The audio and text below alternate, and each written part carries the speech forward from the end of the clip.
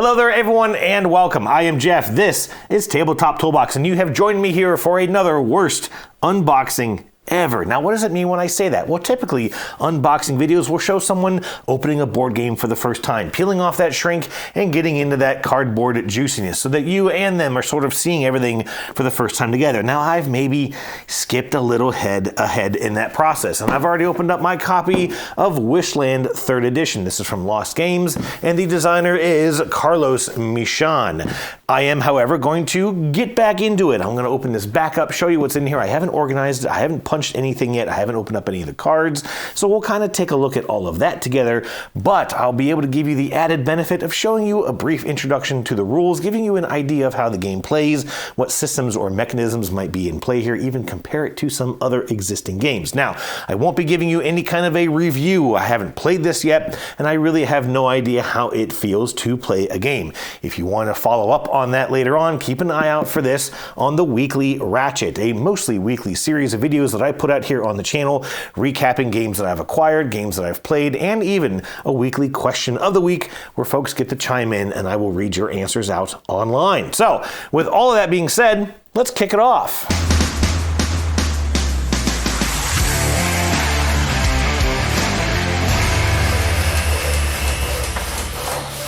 All right, let me go ahead and get this thing on the table. I will also mention that this is an all-in pledge of the game, so I also have the Dreams from America expansion. There's also a couple other small little mini upgrades and such I've already kind of tucked here into the box, still in their original packaging. Well, you'll see. Anyways, I'll also mention that this is my own personal copy. This is not a review copy. I bought this with my own dollars. So, let's pop the lid off here. The first thing, of course, that you will see is a rule book. Move that out of the way. There is only one punch board in here. I was a little surprised by that myself. Obviously some coins, and these are called milestone markers or achievement markers. Apologies. Various goals that players will be working towards throughout the game. We have some reference cards in here, and that is pretty good because, as you will see, this is basically purely a card game for the most part. So it's good that we have references, although I hope one of each will be enough. Here is the main board. I'll pop that open in a second. And then we got all kinds of other juicy components in here. We've got, I believe these are workers. Yes, we have workers for each of the 4-player colors, your typical red, yellow, blue, and green. The blue ones look like pumpkin clouds. I'm not sure about that one. Okay, well, we'll see. Here's some ribbons. These are various markers for tracks that you'll be using. These are for the happiness track. And then here we have a round marker, a turn marker, and I don't remember what the orange one is. And here we have some stars. I don't know what these are for either. There's also another layer in the insert. All right, so let me show you what we have in here. Here are a bunch of cards in the game. You can see these are, I think these are what, the Euro card size, fairly small cards. Those are always fun to shuffle too. Here we have an alien bar. That looks pretty cool. And then these are some of the other small expansions that I picked up, or that came with it. So here's the crowdfunding exclusives. And we'll open that up here in a little bit. Here are little guys. I don't know what that means. Let's gloss over that one. And then here is a box of metal coins, which already tells you that most of that punch board I have over there won't be needed, but that's okay. And I think, yes, that is it. No mysteries await us under the inserts. Okay, let's get that out of the way. Let's get that out of the way. Go ahead and pop open this board. We'll take a look at this together. It's not a particularly dazzling affair, but here you go. I believe this should be centered. There we go. So what you're looking at here is a number of markets for the different types of cards. There are actually 7, I think, different types of cards in the game. Only 5 of them ever come out in the markets. So there are box office or ticket office cards that are purple backed. They just kind of sit in a stack off to the side. There are also, what are they called? entrepreneur cards that also don't come out as a market. They're dealt out during setup, and players will pick one and hold on to it. So they may or may not be in your game as kind of an optional variant if you want the added complexity. Otherwise, you're going to have ride cards, you have actor cards, you have restaurant cards, you have hotel cards, and the black ones, I believe, are the mascot cards, and you'll be buying those throughout the game and putting them into your tableau. So, of course, these are going to be your workers. It is a worker placement game. Now, if you've ever played Honey Buzz is a worker placement game where you are placing workers out into various locations on the board, but you have to use extra workers if players have already taken that action prior to you. So if no one has gone there yet, if you're the first player to play to a location, even in the middle of the round, because you'll be picking your workers back up throughout the game, when you're placing a worker out to a spot that is empty, you only need one worker. But then another person who needs to go there, including yourself, if you want to take that action again later, you'll need 2 workers, and then 3, and then 4 to be able to trigger that action. And then one of your other available actions on your turn is to pick all of your workers back up. So that is kind of a premise of the game. If I remember looking through the rule book, everyone gets 4 workers to start with. The other 6 will sit here on the corner of the board, and you'll be able to acquire those through various actions throughout the game. So let's look at some of the other pieces. I had already shown this turn marker. And let me see, where do these go? Obviously not going to do a full setup here, but we had the round marker and the turn. Oh, that's right. This is the first player token. And then that will sit here, and this will sit here. Players will also be choosing their turn order in each round of the game. Each round is 4 turns. You have 7 rounds, so 28 turns total. And you'll be placing your worker out here, kind of viticulture style, to choose a benefit to start off the round with. And then, you'll follow that turn order in each of the 4 turns, and then it will reorganize as you go into the next round. So that's mostly all of that. This is a happiness tracker, and as you gain happiness in your park, you'll get victory points. This is your visitors who come, who will also give you income. So the higher you go up this track, you'll get additional income at the beginning of each of the 7 rounds, and other cards that you can play can enhance that. So let me go ahead and pop open some of these little expansions. We'll start with the little guys, because I'm a bit curious as to what that means. Just want to let you know that we recycle here at Tabletop Toolbox, so I will get all those where they need to go later. We have more worker components. I'm assuming this is just giving you additional player colors. There's no rulebook in here, but we have a bunch of brown. 1, 2, 3, 4, 5, 6, 7, 8, 9, 10. Yep, there's 10. So that would be the right amount of numbers. So we have a brown, orange, purple, and a cyan player color markers, and that appears to be it. So it's just extra player colors. Okay. I didn't know that was coming. I mean, again, assuming it's not an 8-player game, it just gives you a little bit more options of picking your player colors. And I certainly like that, especially with my family. The daughter always wants to be blue, so if we've got like a blue and a cyan option, that should keep us all pretty happy. There's no pink, but my wife likes purple, so that gives her an option to play with as well. Anyone ever play the Suburbia Collector's Edition that has something like 30 different player colors? Maybe not that many. It was like 15 that you could pick. All right, so this is the Kickstarter or crowdfunding exclusives box. Oh my goodness, we have metal pieces in here. We have some pins. That's cute, but what am I gonna do with pins? Okay, that's fine. We have, looks like maybe a ticker. I'm not sure what that is for. Here's another player color of kind of like a light green. Here's another player color of a lighter brown. You can kind of see these. We have some metal coins. These are more pieces. We have a gray, looks like a Statue of Liberty. That's pretty neat. Some extra of these box office tickets cards. I'll mention those in a moment. Here's a metal first player marker. I'm assuming here's another purple player color. Oof, well, you can't play these in the same game. That's pretty close. More metal coins, but just a few. More metal. I'm going to guess that one of these is a round tracker, and the other one is probably the turn tracker. I don't know. They don't match any iconography on the board. Anyways, so we're up to 12 different player colors, slightly different player colors in some instances. And the greens look to be fairly different. Oof, I don't know. I mean, obviously the shape is different, but I mean that, you know, again, it's like you like to have the versatility in the game, but how much did I pay for that? Anyways, all right, that's fine. No big deal.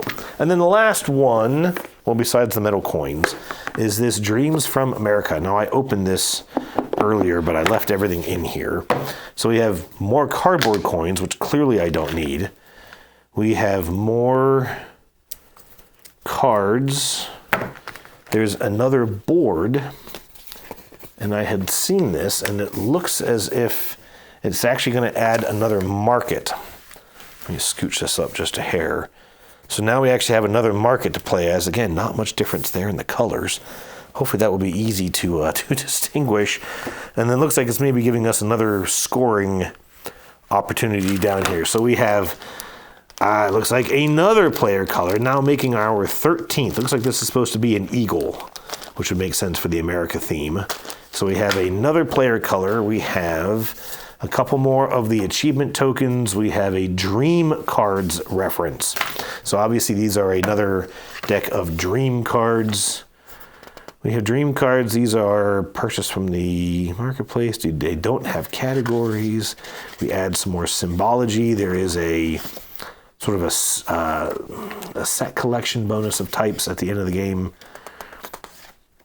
New entrepreneur cards. Some extra scoring explained, new achievement tiles explained. I'll say so far, looking through this, they've done a pretty good job at giving us a just glossary of what the different things mean. They're numbered. The numbers correspond. I'm assuming the components themselves are numbered. Maybe. Oh, they're numbered on the back, so that you can then reference against the rule book. That's pretty good. It's good to see. And I think, well, let's take a look at some of the coins, because that's what we're here for, right? And then I'll pop open a deck of cards real quick, and let's let folks see those. Good. Okay. Metal coins in bags. These are pretty simplistic looking, but I do like the sort of a two-tone antiquing look to them. That sort of black inner center, that looks pretty nice. Hopefully that comes out okay on camera. And then you got your silvers and your gold fives. And of course I have a couple extras from the other box. So there you go. Alrighty then, let's pop open a deck of cards. So as I mentioned, this is, well, I didn't mention, but it's a worker placement game, but it also has a tableau building element where you're going to be collecting these cards into your tableau, sort of building out your amusement park. So these green cards, which would line up here perfectly on this market, these are called hotel cards. But then in the back here, I have these ticket office cards. I believe they're all the same. They may have different, they have different art, but they all fulfill the same purpose. These would not come out in a market. Each player is going to start off with one of these, and each purple card that you have will let you have one of the other types of cards. So the blue, red, green, and black. If you want to then have a second of any of those types of cards, you either need another one of the purple box office or ticket office cards, or a yellow ride card, or like an amusement ride card. So for every purple or yellow card that you can have a set of the red, green, black, and blue cards. There's a bunch of sort of symbol matching at the end of the game. You'll collect these mascot cards. They're blue cards. I don't think I have any here in this deck. No, I've got a couple. These are entrepreneur cards. And of course, yes, I have a whole bunch of these. I really like that they're all different art. That's very, very cool. Here's one called Candyland. But anyways, you'll be collecting the black mascot cards, which will show a symbol, and then any rides, amusements, restaurants, anything like that that matches the symbol of the mascot. The mascot will give you points for having those cards. Also, these green hotel cards, a lot of them will give you either instant or endgame effects. You might be able to see here on camera that there's little lightning bolts.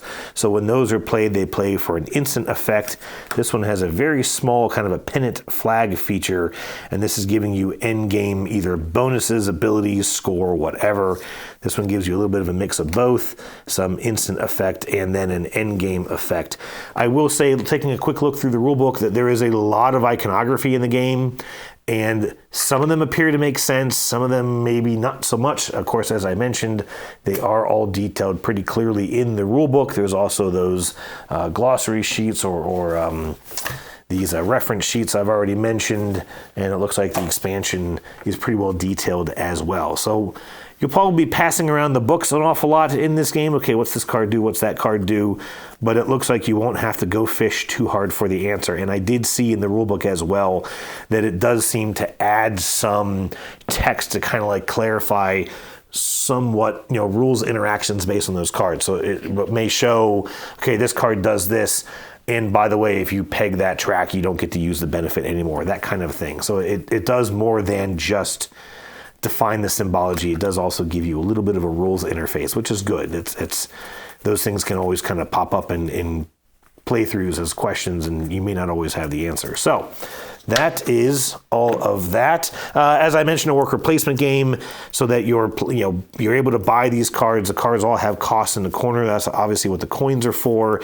It's a bit pointality at the end is various benefits, and again, some of these cards will trigger off points. You're also getting points for your presence on the visitor track at the end of the game. There is also, as I mentioned, kind of a set collection, but it's a set of difference, and I don't know if there's a term for that one, but there are on all of the, I believe it's on all of the actor cards, and maybe some of the ride cards will have little symbols in the corner. And at the end of the game, you might be able to see down here, it is very, very small. In fact, it's not shown in the rulebook. You kind of really have to, it's shown in the rulebook, but you can't read it. It's too small. But if you have, for example, 6 unique symbols on those cards at the end of the game, you'll get 9 points. If you have 9 unique symbols, you get 17 points. So you're encouraged through the mascots to have a lot of similar symbols, but you're encouraged through these other various amusements to have a variety of different symbols. So that's kind of an interesting twist, I think. You're going to be kind of encouraged to go different ways in the way that you build out your amusement park.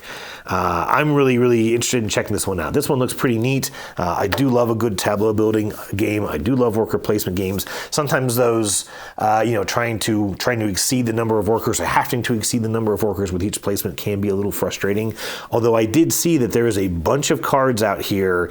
As I was looking through those references and glossaries, there are a bunch of cards that may give you sort of extra abilities to pick up all your workers as a free action on your turn, instead of having to use one of your turns to pick all your workers back up. So that efficiency could be really clutch in giving you back a couple of extra turns throughout the game that you can continue to place workers instead of having to waste a turn to pick them all back up. Anyways, that is a quick look at Wishland. Again, this is from Lost Games, a 1 to 4 player game. It says it takes about 75 minutes to play, and this is the pile of stuff that comes in this box. Thank you so much for checking out this video. Again, keep an eye out on the weekly Ratchet, where you can see my thoughts after a first playthrough of this. Not sure when that'll happen, but I'll always have it on the thumbnail image of the video. So keep an eye out for that, and until then, I'll see you soon.